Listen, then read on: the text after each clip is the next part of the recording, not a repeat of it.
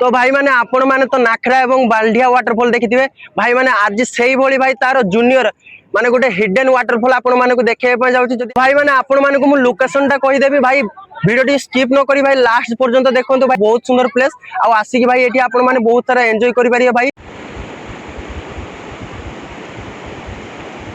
एटा होची entry point सेपटे छोट पुलटी एटा होची एंट्री पॉइंट भाई माने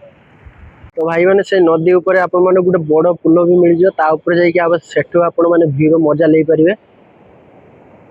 आ भाई देखंतु नई चारि पके भाई देखंतु नेक्स्ट देखंतु बहुत सुंदर प्लेस फांका प्लेस भाई आपण माने आसी छाई तळे भी मजा नै परिवे छाई रे मजा तो भाई माने देखंतु से डैम रे भाई माछ धरछन भाई जणे